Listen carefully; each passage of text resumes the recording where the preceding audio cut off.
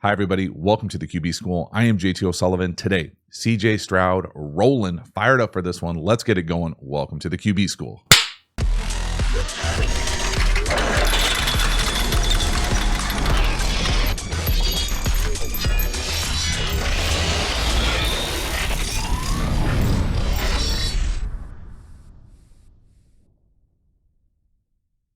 Before we dive into the video, quick reminder about the Quarterback School Patreon community. This group is the foundation, the bedrock of the channel. Not only is it a great, cheap way to support the channel, but you get even more Quarterback School content. So if you're looking to kind of better understand ball at a high level, you want to know what it's like to be in a quarterback room, all sorts of nuanced, detailed depth about not only the quarterback position, but high-level offense and defensive football, you will love the Quarterback School Patreon community. Hop over there, join, become a member, support the channel. I appreciate it. As for this video, let's get into it. CJ Stroud, the Texans, putting an absolute beatdown on the Browns right out the gate. I mean, CJ Stroud, just such an impressive game on so many different levels. Right here, 7-step drop under center. Never going to be my favorite, but man, CJ Stroud makes it look easy. Now he takes a shot, okay, but there's a lot to like about what's going on here besides the 7-step drop. Okay, so we can acknowledge first, this is a big ask. Okay, 7-step drop. The thing to pay attention to footwork-wise is just the base. I mean, it's so polished. The ball comes out so quickly and cleanly. Now, the crazy thing here is we're just going to run post over. Now, you can't really see it because we're getting blinded, but this middle field player, essentially versus this concept, this is what many people will call a middle field closed or post safety, usually taking the post away. But this post safety is so downhill that you really have an opportunity, if you wanted, to the post. We certainly have an opportunity to the over or the crosser where the completion goes. We've also got another shot down here to the bottom on the little check wheel. Now, when you talk about good design, 3 big-ass open throws early in a game, that is dealing. That is called scheming people open. Take a peek, let it wash over you. 7-step drop. Look at the base. First, let's just watch the drop. If we're going to do a 7-step drop, we're going to take a time machine back in time. That's what it's supposed to look like. Again, when he goes to throw this over, just imagine if he was throwing the post up top. You can see the middle field safety driving the over right there. You got the post if you wanted it. Now take a peek down here to the bottom of the screen. See that little check wheel, check rail? Whoop, gotcha. I mean, everybody's open. The Texans are rolling offensively, and it certainly helps that CJ Stroud is playing at such a ridiculously high level. This is so good. Again, it's one hitch and the ball's out. So 7-step drop. Look how smooth and balanced it is. 1, 2, 3, 4, 5, 6, 7. Hitch out. Because luckily, we can't pass off the stunt over here to the right. Now, I'll call it a TE. You can call it whatever the hell you want. Little game up front. Right guard can't pick it up. Big hit. Still a big chunk, but hell of a start. Let's go. Next one here. Another big shot opportunity. Now, CJ Stroud goes 16 for 21 for 274 and 3 touchdowns. It could have been more. This one right here is a drop. Tight end. Inline tight end down here to the bottom. A little scissors concept. A little sail. Seattle. Can't catch it for you. That's a big chunk we just let down. Now again, the part here that is a little crazy for me is that, yes, it's a drop. CJ Stroud, nice job executing it, putting it right on him. But when you turn on the kind of wide shot here and look at what else is there, everything else is there. Okay. Now, the first part I want to make sure I'm really clear at. I don't know exactly what I would classify this defense as. It's certainly closed. Okay. Or I should say the presentation of it is closed, but it's not what I would say is a traditional cover 3. It looks like that, but in reality, this middle field safety is just flat-footed hanging here. These corners are way over the top. I also don't think it's like a non-traditional Tampa where these guys are playing half field and he's playing that middle hook. Maybe, but I don't think so. Now, route-wise here, we're getting the big post. We're getting the backside in. And then where that ball gets thrown here on that sail or Seattle right here. Now, again, the crazy thing, and I'm going to keep repeating myself because it's wild to me, everybody's open. Everybody's open. So to me, this is another just great sign, great snapshot into great offense. Because, yeah, CJ Stroud playing at a very high level, but this scheme is dialed in. Take a peek.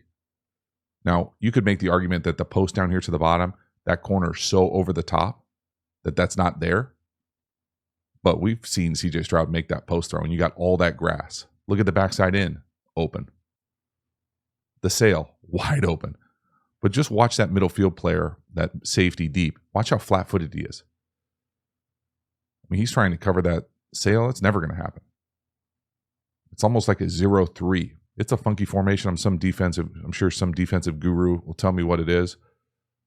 What it is a big play that we get, again, with everyone open, and we just can't hook it up. So as good of a day as it was, it could have been better.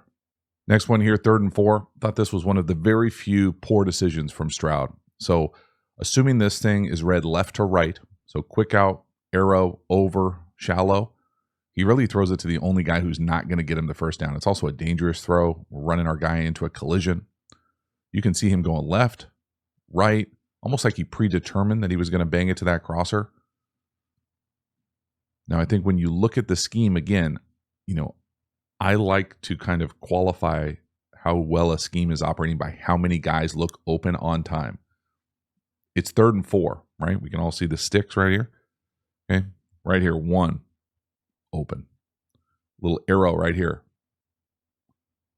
2, open. Crosser, not open.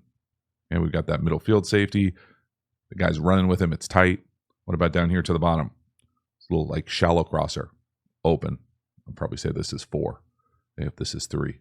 And you just read that thing left to right. Again, I think he just plays this thing a little bit fast. If he had to do it over again, the ball probably goes there. If he gets stuck there, it goes to the arrow.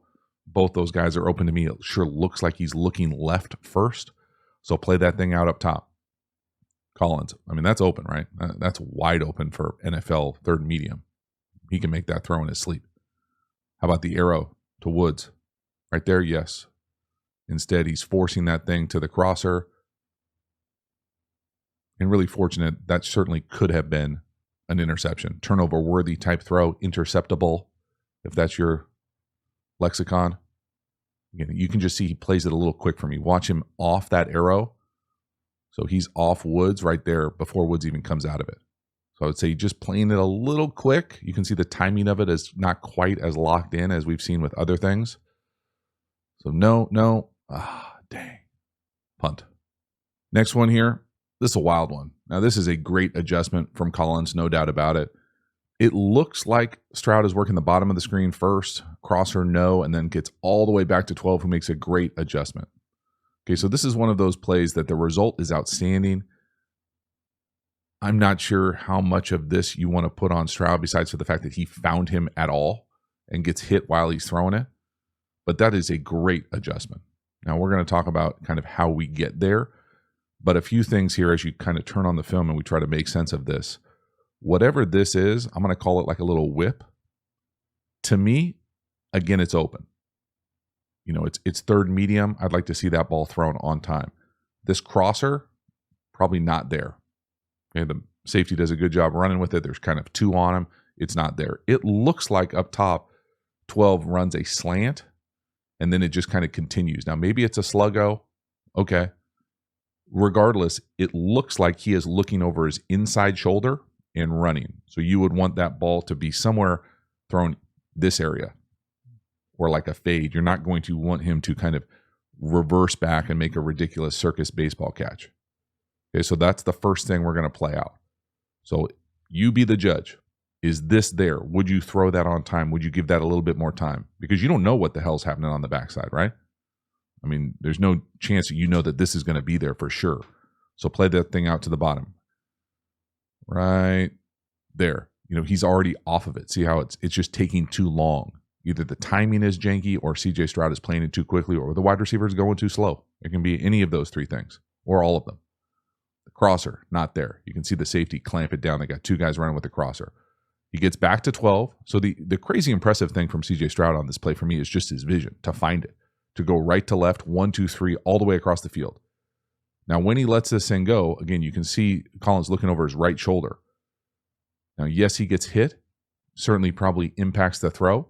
But the adjustment here to baseball turn and catch this over your left shoulder, that's crazy. That's wild.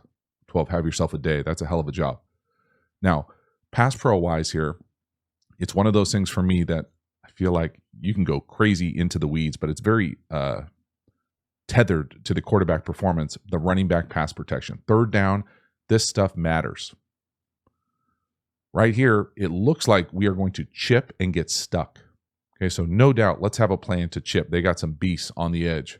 Okay, we really want to find this guy more than anything else. But if we're going to chip on the way out, you can't chip and get stuck.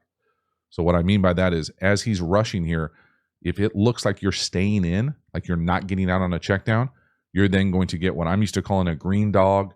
Okay, people call it whatever the hell you want, where he essentially has the back man to man. Once the back blocks, he then becomes a rusher. So that's how Stroud gets hit. So it's not a pass protection thing necessarily for the offensive line. It's the back not quite getting out fast enough. So watch that back, watch the pass protection, watch how it all links together. So see the back kind of gets stuck there. So he's chipping and then he gets stuck. You can see 6 is covering the back on that check down to the left. And then he's like, oh, he's staying in? Rush. Bam. Now, again, the baseball turn right here to be able to adjust to that ball is ridiculous. It's a massive third down. I mean, it's just an absolute massive football play.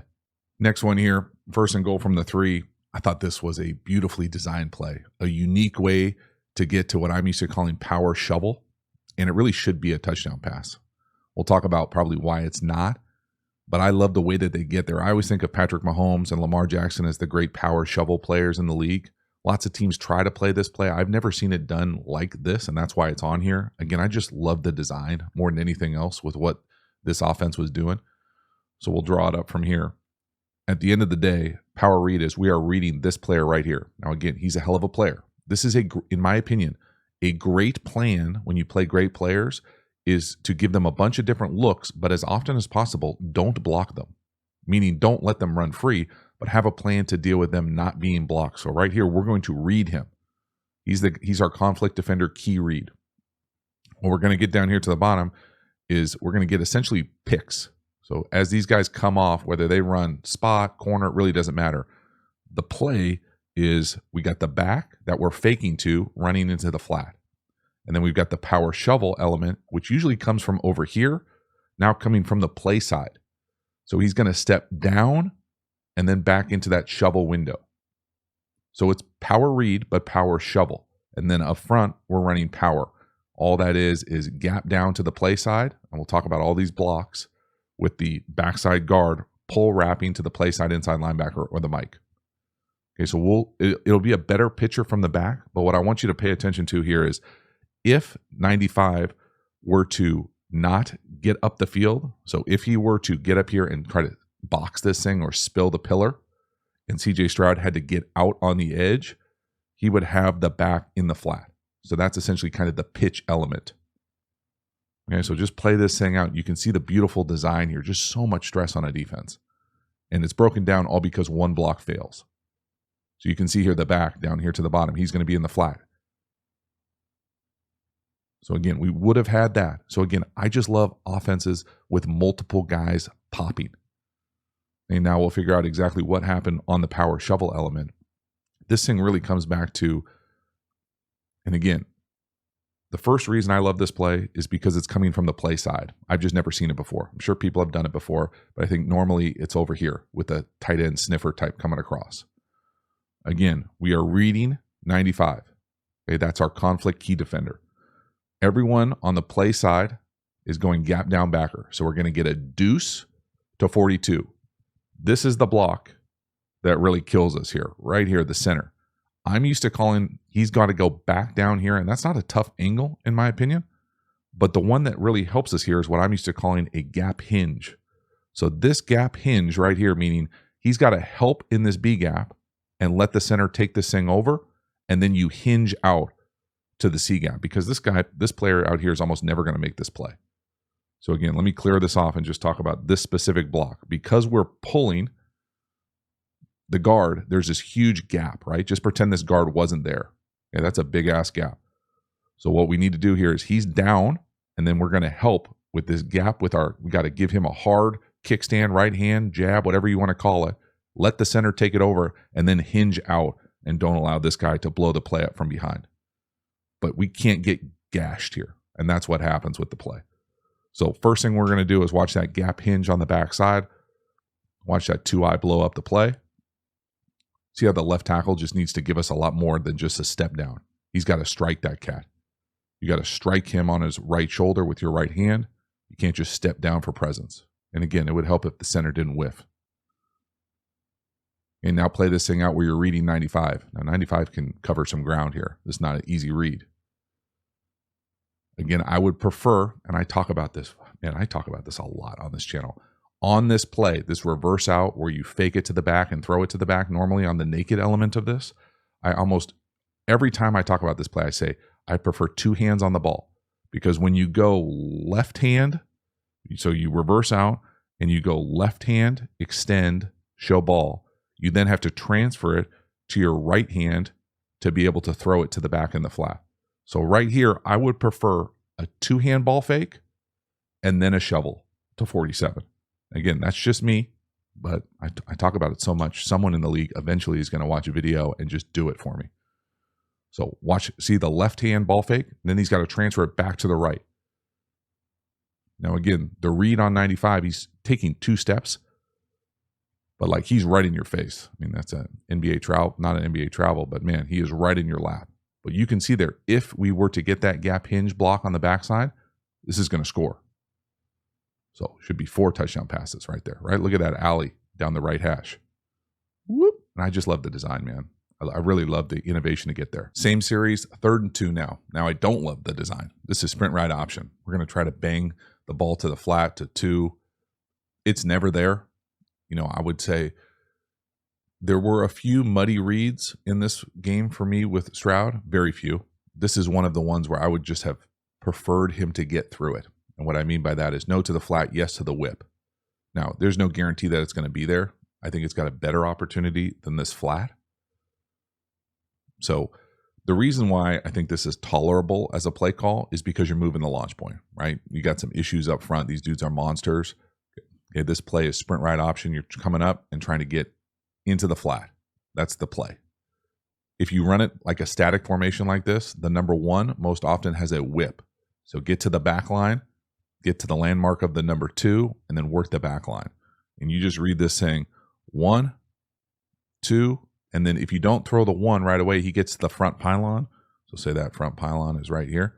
You get to the front pylon, you then want to work up and then back right to the front. And that works as kind of 3. And then you can also run it yourself. But for me here, I probably think that this throw right here is probably going to be a touchdown. You never know about 3. Maybe you could run it in, but it felt forced to the flat. And again, not my favorite way to do it if you're going to do it as far as static guys down here to the bottom. So it's nice coverage by the nickel. He's right in his hip the whole way. Again, watch that whip, the number 1 down here to the bottom. Would he be open as the number 2 right there? You know, maybe. Who knows? Regardless, just not my favorite play call. Stroud has himself a day. This offense has a day. But again, for me, it could have been better. The power shovel could have been a touchdown pass. This could have been a touchdown pass. I mean, they really beat the brakes off and had this red zone series. Halftime, you dig the channel and you haven't already, please like, subscribe, hit the bell, get the notification. I really do appreciate you subscribing to the channel. It does mean a lot to me. So thank you for taking the time and doing that. Again, the Quarterback School Patreon community, you know about it. Join, become a member, get even more Quarterback School content. We also have Quarterback School courses. Now, these courses are the premium content available through the channel. These are deep, deep dives on my favorite football subjects. We have a course on RPOs, pass protection, tempos. The best-selling course is how to beat every coverage. We even have an entire offensive system available for you, so hop over there and enroll. The link is in the video description. We also have a bunch of free resources available. Check out those, also linked in the video description. Finally, make sure to follow me across social media platforms. I appreciate your support. As for this video, let's get back to it. Next one here. This is a beautiful throw from CJ Stroud. I just love not only his command at the line of scrimmage here, looks in control, but his ability to go left to right to a double move with a little subtle pocket movement. It's just enough pocket movement to buy time, and he makes this throw off platform. So it's just one of those like nonchalant, like, wait, what did I just see? Move, flick, dot. I mean, come on. Making it look easy. Really too easy. Now, again, the first thing I want to do is just celebrate the level of play that CJ Stroud's at. Okay, so it looks like we're working slant, flat, up top. Then we're going to go seam. Down here is almost kind of like the 2. So if this is 1, this looks like 2. And then the 3 on this wheel double move up the sideline as 3. Okay, that's crazy. The part that I love with CJ Stroud here is at the back of this draw is it's not there. It's like a half kickback, slide over, can't get your feet set, and you throw an absolute seed to this thing. It's a beautiful throw. And that's the essence of it for the Texans. Now for Cleveland, I don't know what we're doing defensively. Now maybe they're just on the cutting edge, the tip of the spear for defense, where their middle field safety can just do whatever the hell he wants back there. But this to me is, I wonder, like, what if this was post here? And what if, and this safety is just sitting flat-footed? Like, yes, he takes away the seam, but it looks like he's just guessing. And maybe they have their unique structure where these guys are supposed to stay over the top and the safety gets to do whatever the hell he wants in the middle. I don't know. I'm not pretending to know. But I am saying that you watch this film and things look unsound on the back end. So no slant, no seam, yes wheel. There it is. Now just watch that middle field safety. You don't see a lot of guys play like this. Now maybe he's just tethered to Stroud's eyes the whole way, and that's why he never gets depth. But man, this is a beautiful job from CJ Stroud. No seam, over. I mean, just look at the subtle pocket movement. Just so under control. No. Over. Right into the throwing lane. It's just so silky. I mean, that is smooth. My goodness. Wow. Next one here, touchdown pass. Another beautiful call. Just throwing tunnel screen back to the backside. Number 1. Collins does a great job finding the end zone as well. Collision through the pylon. Again, we talked about it in an earlier clip, but having a plan for 95 is a priority.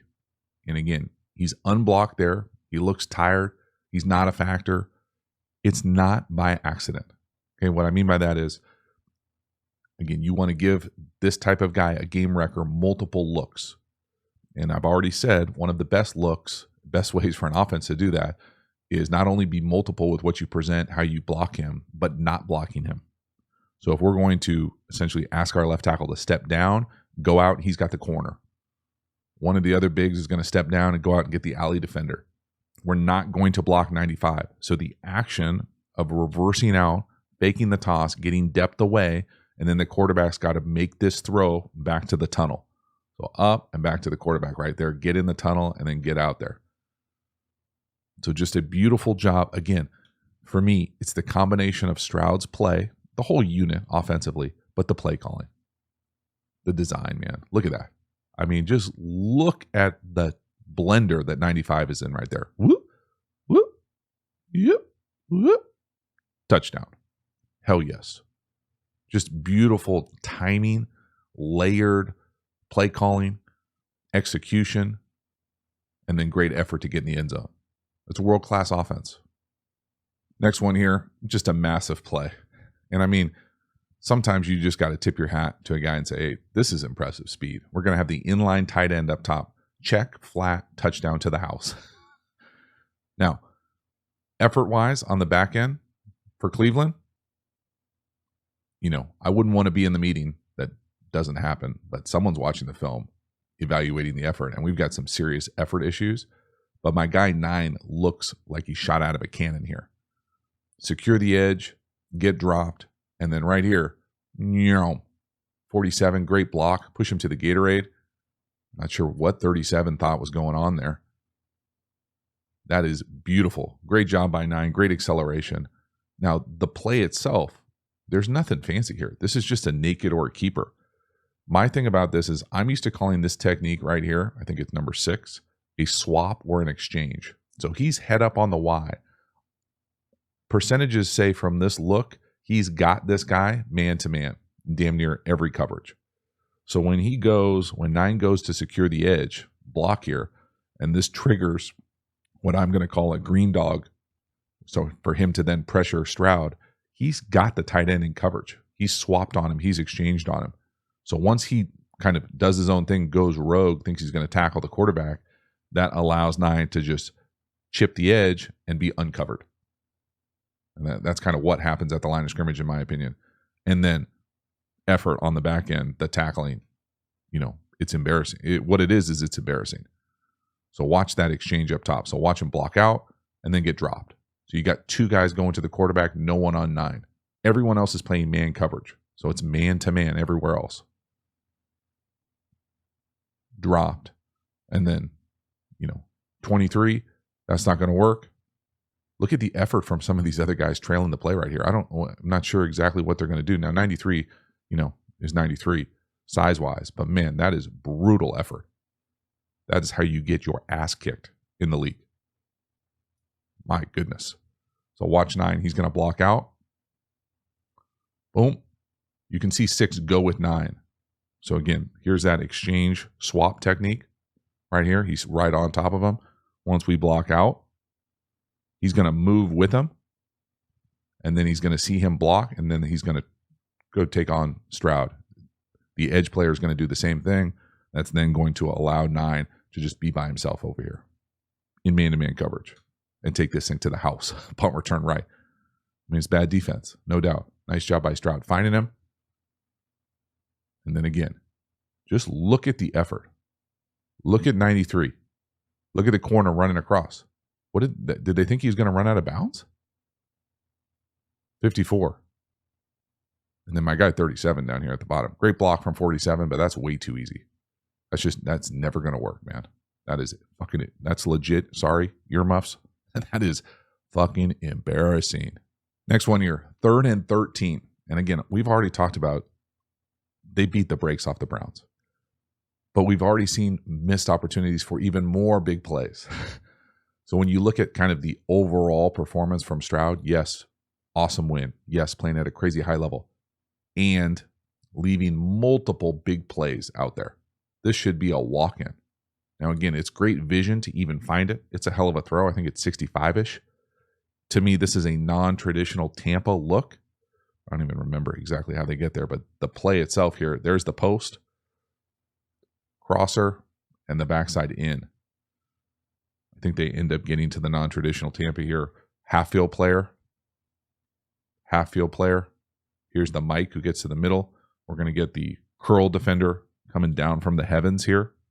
What I mean by that is curl defender coming down to the heavens.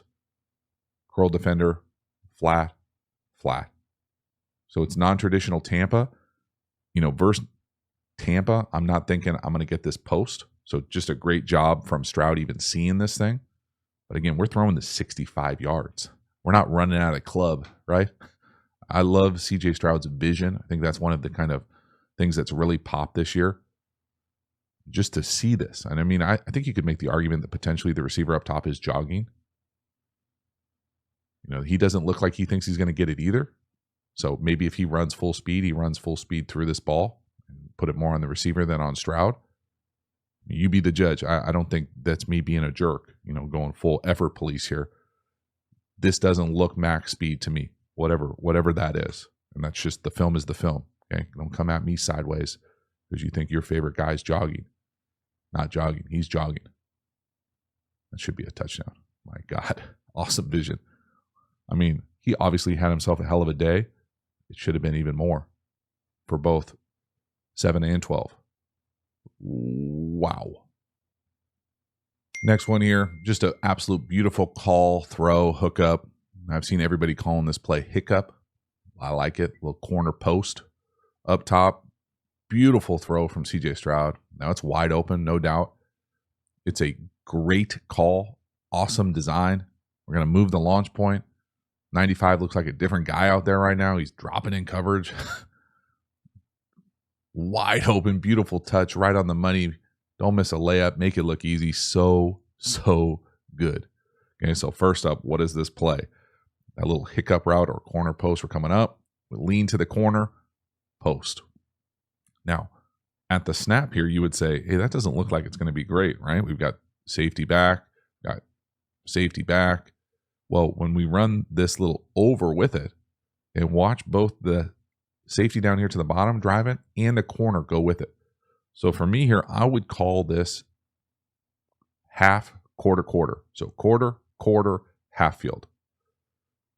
Okay, if you're going to run an over like this, and even if you're doing match stuff where one of these guys is going to run with this vertical, you don't want both of these guys necessarily to run with this over, right? Because then that creates exactly what happens here, this huge void on the back end. And you can see the corner late kind of go, oh no. Okay, so when we run this over, and this is how this thing is all tethered together, and this safety drives this. This corner needs to replace that safety, invert replace this thing essentially, to get into this lane to not allow this hiccup route to be so wide ass open. Now the route absolutely destroys this safety. Okay, so he straight up baseball turns him. That's awesome. But because both these DBs are running with the over, there's no one back here. So again, it's the connection with the routes, how these things are tethered together, the layering of the plan. So watch down here at the bottom. See the corner down here? Follow 12. And then all of a sudden he's like, oh no, the safety cut it. I'm supposed to be back there. Not good, not good, not good, not good, not good. Oh, terrible. And again, CJ Stroud, beautiful job throwing it. Watch that route up top by the tight end. Lean to the corner. Spin. Whoop. That's beautiful, man. Again, just high-level offense. Have yourself a day. Changing the launch point. Watch 95 on the left. I'll drop. Oh, no. Boom. I mean, beautiful. Awesome. Next one here. I put this on here just, it's kind of a nothing completion in the game, but I really think it shows CJ Stroud's feel. Just his kind of overall awareness, his vision, his just, even to make this play happen, even though it looks like it's like a nothing, almost like a pseudo check down hot, there's a lot here that CJ Stroud is covering up. So for me here, we get a miss ID up front. We can't have a free runner through the A gap. CJ Stroud essentially aborts the play. Whatever this is supposed to be, a corner flag up top with an in down here to the bottom, it's not there. This ball that he's throwing, it's not a check down. This guy's chipping and then getting out. He throws this like a hot. I shouldn't say it's not a check down. It's not a hot. We get a free runner right here. Now we're coming from depth, so we got a little bit of time, but the ability to bail here and just know where this guy is and just casually flick a perfect touch pass when you've got a free runner through the A gap is just, it's special, man. It really is. I don't know how else to categorize it. And I think it's even, watching it from the wide, you can appreciate the touch, but he doesn't stop his feet. He's just dropping. Oh, I got a free runner. I'll throw this. Again, I don't think it's a true check down. I don't think it's a true hot route. Watch 19 on the right. He's chipping and then getting out. That's not a hot route. Okay, the center is going to the right. Boom, there he is. Now he steps on the right guard's left ankle. That doesn't help. But the right guard for me, this is where these kind of chip protections get a little funky, especially depending on who's who in the zoo up front.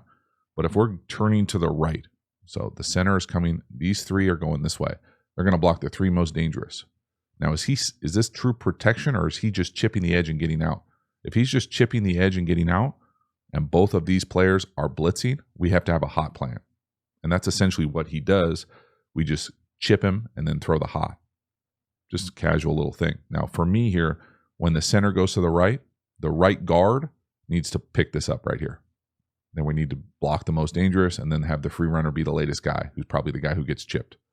Okay, so CJ Stroud, again, covering up deficiencies up front. Free runner, not sure what the right guard's doing. Again, looks like the left guard, or the right guard and the right tackle look a little confused who's who in the zoo. We're letting 44 run free through the A gap. Just keep dropping, flip it out there, nice and easy. Perfectly weighted throw, completion. Wow. Last one here, 3rd and 4. We're going to call double slant up top. Now, this is about as easy of a middle field closed man look as you'll ever see in the league. We're going to hit the inside slant, or what I'm used to calling a dart. The quick slant. Beautiful job from Stroud. First down. So great read, great call versus this coverage. Middle field closed man, you're thinking you're going to have outside leverage on the wide receivers on the perimeter. They're trying to funnel it to the middle field safety. Stroud gets it out, puts it right on him. Beautiful throw. Okay, so again, just a great job of executing offense at a high level. Now, there's a lot of little nuance and detail I want to talk about here. The first thing is just super clean look, right? Middle field closed, press, press. In fact, I would say most times you won't see press like this because you could easily get picked like this. Usually one of these guys will be off. And that's why I say it's the easiest look you'll see. Now, the details here, if you're going to run double slant, okay, it's not double slant, both slants the same. What I like to see is a quick slant or like a dart, a one step and go, and then a true slant behind it. So they kind of open at different levels. So you'll see the first one go, and it's essentially like a mini clear. So he clears it out, and then you get this 2. So 1, 2, read that thing inside out. But when you catch middle field closed, press man, you're going to get outside leverage. So if the receiver's right here, he's going to be outside eye because he's trying to funnel. They're trying to bring you to that middle field safety. Okay, well, we'll take that. We'll just go before you want us to. So because that safety's so deep, we can get this dart thrown up and down before that. So just a lot of different things to really like here. But you could see here, if we don't like the inside slant up top, how about the slant behind it on the outside, the number 1? So inside slant, yes. Outside slant, 2. See how it comes open at different times? That's tethered the timing, the rhythm of the offense. Regardless, beautiful third down conversion. Nice, simple call, executed at a really high level with nice pass protection. 7-person pass pro to throw a slant, third medium. Like to see it. Get the ball out. Beautiful throw. First down. Let's go. So that is a wrap. CJ Stroud playing at a ridiculous level. Awesome playoff win at home. I could only imagine. Really. He's playing at that kind of remarkable level that it is pretty surreal that you can play that well and turn on the film and realize there were a couple missed opportunities. It could have been an even bigger day. It could have been a 5-touchdown day. We could have had even more passing yards. But the things that I love from Stroud, and as I've gotten the opportunity to watch more and more this year, feels like we've watched damn near every single game, is his vision is just, it's pretty remarkable. He has this great way to essentially find the most open guy because this system right now is rolling. The play calling, outstanding. I think multiple guys are wide open all over the place. Now, that can be a combination of a bunch of different things, but I think you have to acknowledge the design, the offensive architecture is pretty outstanding. But CJ Stroud is playing so well. He's so precise with his ball location. He makes so many clean reads. He's got a great pocket feel, just like a subtle movement. So polished, I think, more than anything else, and just so impressive at damn near every single level. And I think, again, it's worth acknowledging. When you go back and watch the film, oftentimes you'll hear kind of football talking points saying, it's never as good as you think it is. It's never as bad as you think it is. Well, this is one of those ones where it was really good. The film is really good, and it could have been even more. I think that's kind of probably the most optimistic thing for the Texans because this thing is rolling right now. I know they're not even at 100%, and they're still rolling with opportunities for even more big plays. But my goodness, CJ Stroud, so polished, so fun to watch. Thank you so much for hanging to the end. I will see you next time. Have a good one.